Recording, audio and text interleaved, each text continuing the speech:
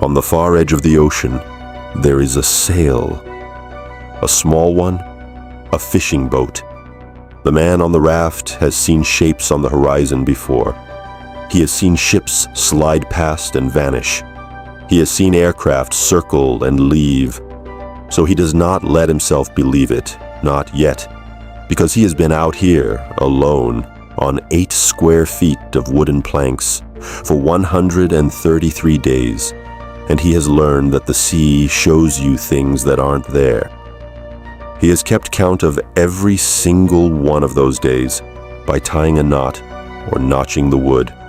133 marks, and the sail is getting bigger. To understand why a small fishing boat could undo a grown man completely, you have to go back to the very first of those 133 days, back to the moment the war reached out and found him. His name was Poon Lim. He was a young Chinese sailor, working as a second steward, the lowest kind of job, serving meals below deck, aboard a British cargo ship called the Benlomond. On the 23rd of November, 1942, the Benlomond was crossing the Atlantic, alone and unescorted, when a German submarine, U-172, put 2 torpedoes into her side. She went down in about 2 minutes. Of the entire crew, every other man aboard was lost. Poon Lim was the only one who lived, and he lived because, as the ship lurched under him, he grabbed a life jacket and jumped and then swam for around 2 hours through the wreckage and the oil until he found it. A small wooden raft thrown clear of the sinking. He climbed on and he took stock. The raft held some tins of food, a few slabs of chocolate, some hardtack biscuit, and around 10 gallons of drinking water. To a man who assumed he'd be picked up in a few days, it looked like plenty. The days became weeks. Nobody came. After about 55 days, the food ran out. 2 weeks after that, so did the water. And this is where Poon Lim stopped being a shipwreck survivor and became something else, a man who simply refused, methodically, to die. He pried a spring out of his flashlight and bent it into a fishhook. He unraveled the raft's rope for a line. He caught fish. When he caught a bird, he saved the guts to bait bigger fish and dried the meat in strips in the sun. When it rained, he rigged the canvas of his life jacket to funnel every drop into his water tins. He built, out of a bare raft in the middle of the Atlantic, a tiny working economy of one. But here is the part of the story that should make you angry. Poon Lim was not invisible out there. He was seen more than once. A cargo ship passed close enough that he could make out the figures on its deck. It did not stop. A patrol of United States Navy planes actually spotted him, and one of them dropped a marker buoy to fix his position. But a storm blew in before they could return, and the sea swallowed the marker and moved him on. And at one point, the submariners themselves, possibly the very U-boat that had sunk his ship, surfaced near the raft, looked at the starving man clinging to it, and by his account, laughed and waved and left him there. He was not lost at sea.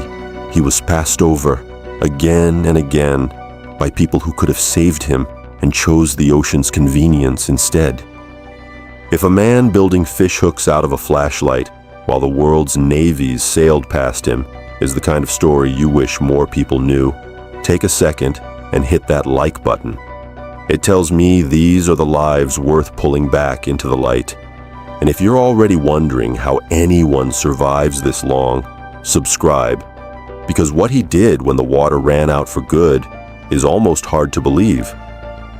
Now stay with me, because the sea wasn't finished with him. The worst stretch came when a storm ruined his stores, soaked his dried fish, fouled his water. Starving and desperate, Poon Lim did something extraordinary. He decided to catch a shark. He used the remains of a bird as bait, and when the shark took it, he fought the thing on his tiny raft and killed it. Then he cut it open, and, with no fresh water left, he drank its blood to survive. The steward who served other men their dinner was now alone, wringing life out of a shark on a raft the size of a bed. He was, by then, deep into the hundreds of days. His skin was burned raw. He was thin and weak, and he had watched rescue come and go more than once. And then, on the 5th of April, 1943, came the sail. It was real. 3 Brazilian fishermen, working the waters roughly 10 miles off the coast of Pará, near the mouth of the Amazon, saw the impossible thing on the horizon and turned toward it. They pulled a living man off that raft. He had been adrift for 133 days, and he could still walk. He had lost only about 20 pounds. The sea had thrown everything it had at Poon Lim, and it had barely managed to dent him. The number he set that day has never been beaten. 133 days alone on a raft remains, to this day, the longest anyone is known to have survived. King George VI awarded him the British Empire Medal.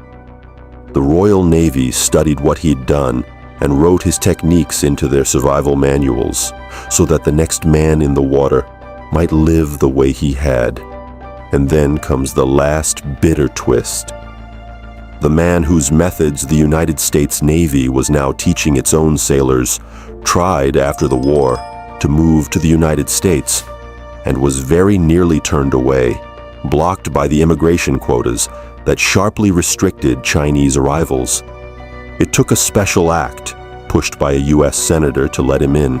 He finally became a citizen in 1952 and worked the rest of his life on ships, retiring as a chief steward. Poon Lim was once asked about his record, the one no one has taken from him in over 80 years.